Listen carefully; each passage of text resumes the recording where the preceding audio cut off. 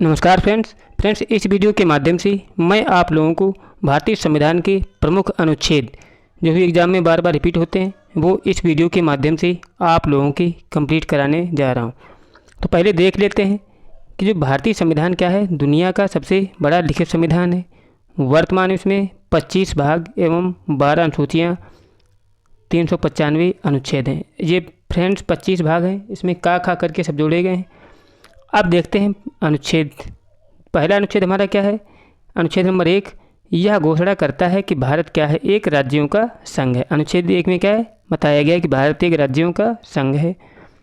और अनुच्छेद 2 में क्या है?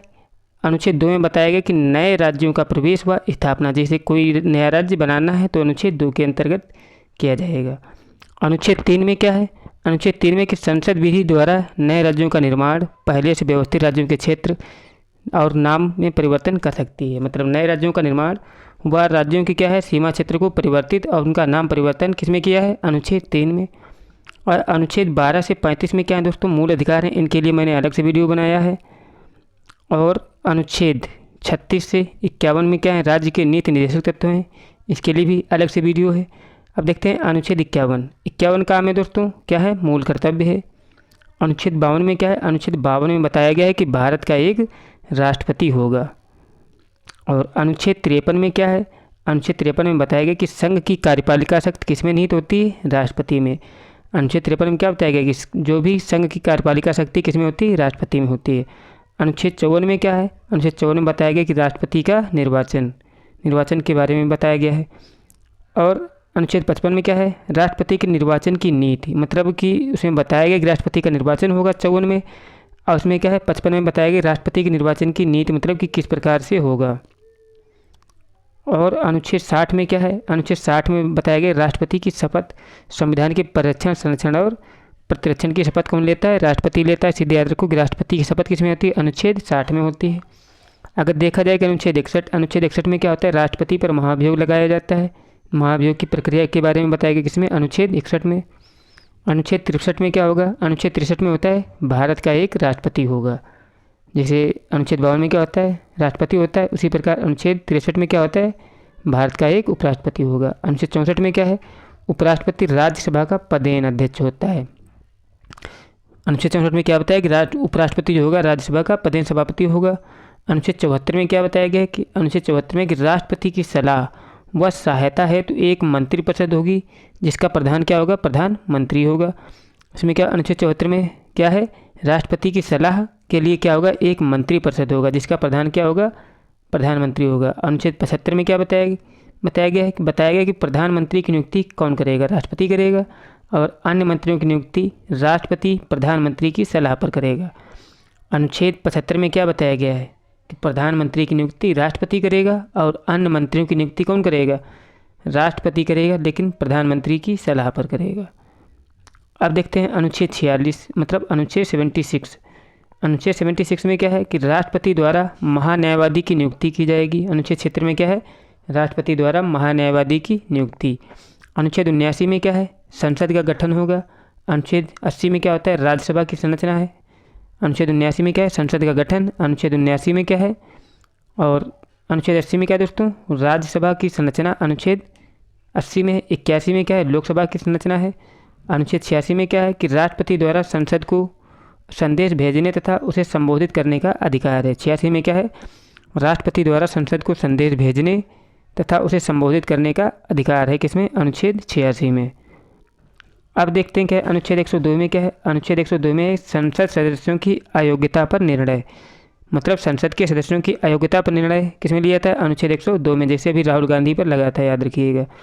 अनुच्छेद 108 में क्या होता है? किसी विधेयक के संबंध में सदन के दोनों सदनों में गतिरोध की स्थिति में क्या होता है? संयुक्त बैठक। सीधे याद रखिएगा कि संयुक्त बैठक किसमें होती है? मतलब राज्यसभा और लोकसभा की संयुक्त बैठक किसके? अनुच्छेद 108 के तहत होती है। इसे बुलाता है भारत का राष्ट्रपति, लेकिन अध्यक्षता कौन करता है? लोकसभा का अध्यक्ष। अनुच्छेद 110 में क्या है? इसमें अनुच्छेद 10 में क्या है? इस अनुच्छेद में धन विधेयक को परिभाषित किया गया है।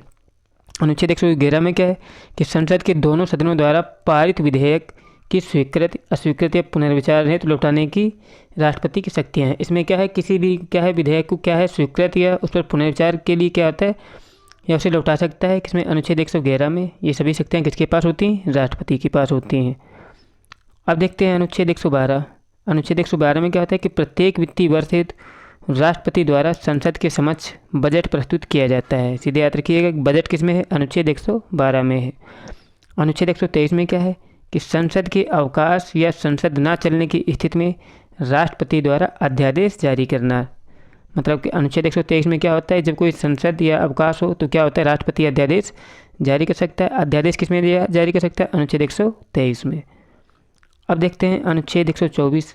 अनुच्छेद 124 में क्या है दोस्तों, अनुच्छेद 124 में सर्वोच्च न्यायालय के गठन का वर्णन है। किसमें, अनुच्छेद 124 में सर्वोच्च न्यायालय के गठन का वर्णन। अनुच्छेद 126 में क्या है, कार्यकारी मुख्य न्यायमूर्ति की नियुक्ति। मतलब कार्यकारी मुख्य न्यायमूर्ति की नियुक्ति किस में होती है, अनुच्छेद 126 में होती है। जैसे जब मुख्य न्यायाधीश ना हो तो कार्यकारी नियुक्ति किसकी होती है, 126 के तहत अन्य की नियुक्ति कर सकते हैं। कार्यकारी मतलब कि पूरे समय के लिए नहीं, मतलब कुछ टाइम के लिए कार्यकारी न्यायमूर्ति की नियुक्ति की जाती है अनुच्छेद 126 के अंतर्गत। अनुच्छेद 129 में क्या है कि सर्वोच्च न्यायालय एक अभिलेख न्यायालय के रूप में वर्णित है। अनुच्छेद 129 में क्या है कि सर्वोच्च न्यायालय एक अभिलेख न्यायालय है। और अनुच्छेद 143 में क्या है, बहुत ही अच्छा है ये, इसमें क्या होता है, अनुच्छेद 143 में राष्ट्रपति की न्यायिक शक्तियाँ होती हैं। अनुच्छेद 143 में राष्ट्रपति की न्यायिक शक्तियाँ होती हैं। अनुच्छेद 148 में क्या है, नियंत्रक व महालेखा परीक्षक की नियुक्ति किसके द्वारा की जाएगी, राष्ट्रपति द्वारा की जाएगी। किसमें बताया गया है, अनुच्छेद 148 में बताया गया है कि नियंत्रक व महालेखा परीक्षक की नियुक्ति कौन करेगा, राष्ट्रपति करेगा। अनुच्छेद 163 में क्या है, इसमें राज्यों के राज्यपाल की सहायता व सुझाव हेतु एक मंत्रिपरिषद होगा जिसका प्रमुख क्या होगा, मुख्यमंत्री होगा। अनुच्छेद 163 में क्या है, राज्यों के राज्यपाल की सहायता व सुझाव हेतु एक मंत्रिपरिषद होगा जिसका प्रमुख क्या होगा, मुख्यमंत्री होगा। जिस प्रकार क्या हमने बताया था, वो बताया था क्या नाम, राष्ट्रपति में, ठीक है, राष्ट्रपति होगा, उसकी सहायता के लिए एक मंत्रिपरिषद होगा जिसका प्रमुख क्या होता है, प्रधानमंत्री होता है। अनुच्छेद 169।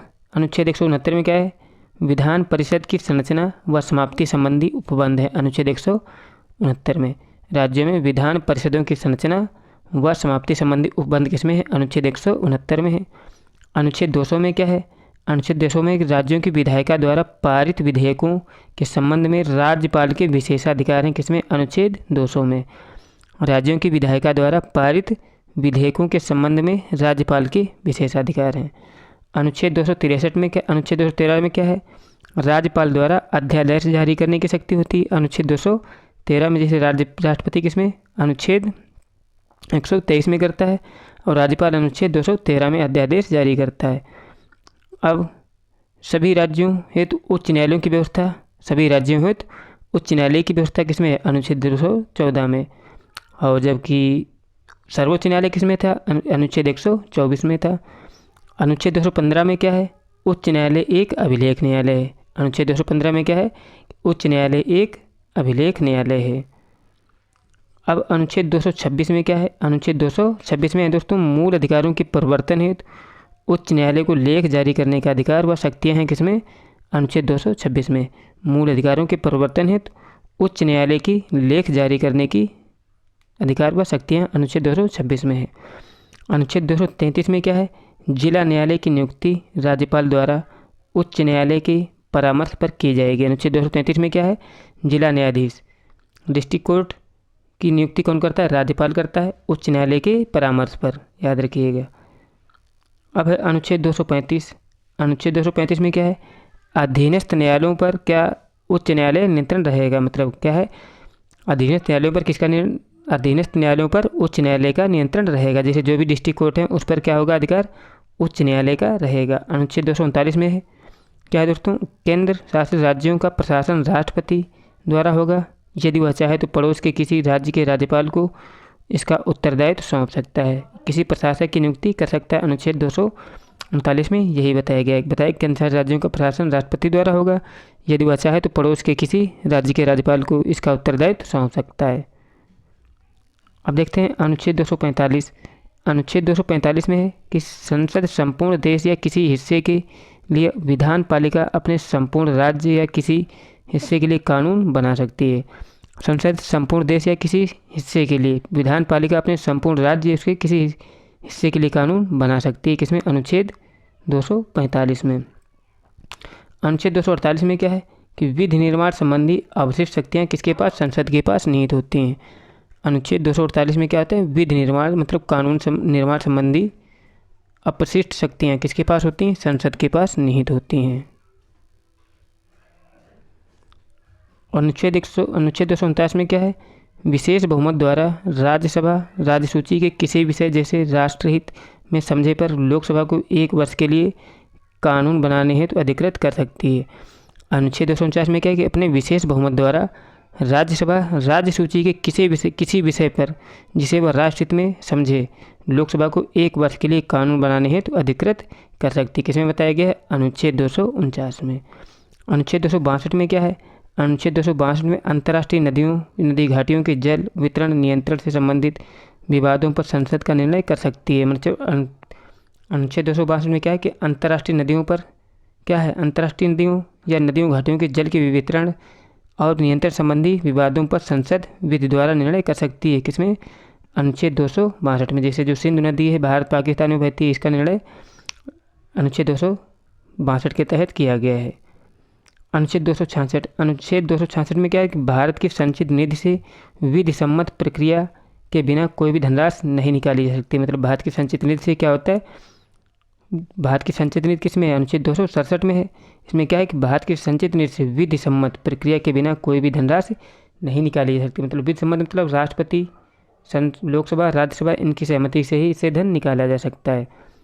और अनुच्छेद 267 में क्या है? आकस्मिक निधि। आकस्मिक निधि में क्या होता है? संसद विधि द्वारा आकस्मिक निधि की स्थापित कर सकती है। मतलब संसद विधि द्वारा क्या होती है? एक आकस्मिक निधि की स्थापना कर सकती है अनुच्छेद 267 के तहत। अनुच्छेद 275 में क्या आता है? केंद्र सरकार द्वारा राज्यों को सहायक अनुदान दिए जाने का प्रावधान है। अनुच्छेद 275 में क्या है कि केंद्र सरकार द्वारा राज्यों को सहायक अनुदान दिए जाने का प्रावधान है। किसमें? अनुच्छेद 275 में। अनुच्छेद 280 में क्या है कि राष्ट्रपति हर 5वें वर्ष एक वित्त आयोग की व्यवस्था करेगा जो राष्ट्रपति के पास केंद्र व राज्यों के बीच करों के वितरण संबंध में अनुशंसा करेगा। इसमें क्या है? वित्त आयोग है। अनुच्छेद 280 में याद रखिएगा राष्ट्रपति हर वर्ष एक वित्त आयोग की व्यवस्था करेगा। सीधे याद रखिएगा वित्त आयोग किसमें है? अनुच्छेद 280 में है। अनुच्छेद 300 का में क्या है दोस्तों? राज्य के किसी व्यक्ति को उसकी संपत्ति से वंचित नहीं करेगा। यह 44वें संविधान संशोधन के तहत स्थापित किया गया है। इसे क्या मूल अधिकार के अंतर्गत था? पहले किसमें था? मूल अधिकार था, लेकिन संपत्ति का अधिकार अब क्या बन गया है? एक कानूनी अधिकार बन गया है। किसके? 44वें संविधान संशोधन के तहत। अगर पूछा है 300 का में क्या है दोस्तों? संपत्ति का अधिकार है। अनुच्छेद 312 में क्या है कि राज्यसभा विशेष बहुमत द्वारा नई अखिल भारतीय सेवाओं की स्थापना की अनुशंसा कर सकती है। मतलब देखा जाए कि अनुच्छेद 312 में क्या है? अखिल भारतीय सेवाएं हैं। और अनुच्छेद 315 में क्या है कि संघ एवं राज्यों हेतु एक लोक सेवा आयोग की स्थापना की जाएगी। 315 में क्या है कि संघ एवं राज्यों हेतु एक लोक सेवा आयोग किसमें? अनुच्छेद 315 में है। अनुच्छेद 324 में क्या है? चुनाव के पर्यवेक्षण, निर्देशन व नियंत्रण समस्त शक्तियाँ चुनाव आयोग में निहित हैं। अगर देखा 324 में क्या है? निर्वाचन आयोग होता है 324 में। अब देखते हैं अनुच्छेद 326।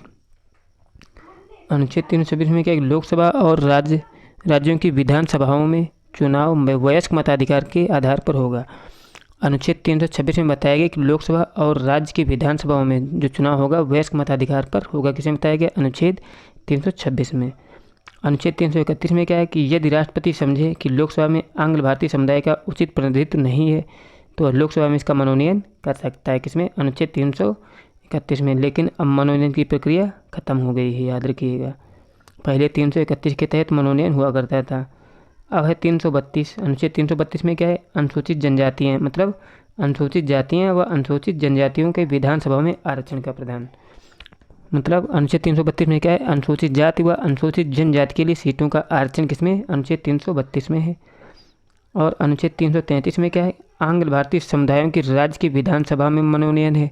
जैसे 331 में था, किसमें? लोकसभा के लिए था मनोनयन। और उसमें 333 में क्या है? आंग्ल भारतीय समुदायों की विधानसभाओं में मनोनयन है। विधानसभा में 333, लोकसभा में किसमें 331। अब देखते हैं अनुच्छेद 335। अनुच्छेद 335 में क्या है कि अनुसूचित जातियों व जनजातियों एवं पिछड़े वर्ग के लिए विभिन्न सेवाओं में पदों का आरक्षण। 335 में क्या है, आरक्षण है। अनुसूचित जातियों, जनजातियों एवं पिछड़े वर्गों के लिए क्या है, आरक्षण है 335 में।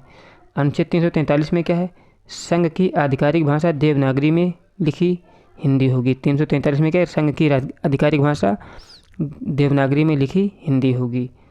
अब देखते हैं 351। 351 में क्या है, हिंदी भाषा के विकास के लिए संघ का यह कर्तव्य होगा कि वह हिंदी भाषा का प्रसार व उत्थान करे। 351 में क्या है कि हिंदी भाषा विकास के लिए निर्देश है कि संघ का यह कर्तव्य होगा कि वह हिंदी भाषा का प्रसार व उत्थान करे।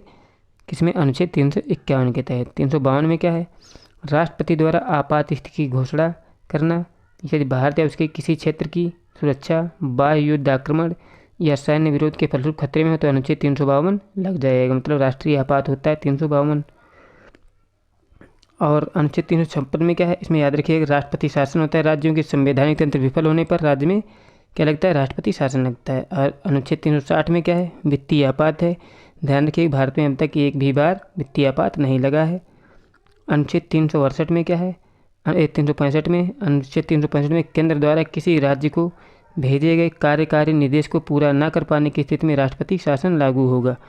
365 में बताया गया कि केंद्र सरकार द्वारा किसी राज्य को भेजे गए कार्यकारी निर्देश को पूरा न कर पाने की स्थिति में वहाँ पर क्या होगा, राष्ट्रपति शासन लग जाएगा। किसमें, अनुच्छेद 365 में। अनुच्छेद 368 में क्या है, संसद को संविधान की किसी अनुच्छेद में संशोधन करने का अधिकार है। किसमें, 368 में। याद रखिए क्या होता है, संशोधन होता है। अनुच्छेद 370 में क्या था, जम्मू कश्मीर को विशेष अधिकार का प्रावधान किसमें था, 370 में। अब इसमें से कुछ संशोधन कर दिया, कुछ पार्ट को हटा दिया गया है। 394 में क्या है, राष्ट्रपति अपने अधिकार के अंतर्गत संविधान का हिंदी में अनुवाद कराएगा। जिसे क्या है, अनुच्छेद 394 का में राष्ट्रपति अपने अधिकार के अंतर्गत संविधान का हिंदी में अनुवाद करा सकता है 394 का के अंतर्गत। अब लास्ट अनुच्छेद है 395। 395 में क्या है, भारतीय स्वतंत्रता अधिनियम 1947, भारत सरकार अधिनियम 1953 तथा इसके अन्य पूरक अधिनियम को जिसमें प्री काउंसिल क्षेत्राधिकार अधिनियम शामिल नहीं है, यहाँ रद्द किया जाता है। 395 में क्या है, यही लिखा है। दोस्तों मेरे द्वारा कराए गए क्वेश्चन आपको अच्छे लगे हैं तो प्लीज़ मेरा चैनल सब्सक्राइब कर लें। वीडियो अच्छा लगे तो लाइक करें। जय हिंद, जय भारत।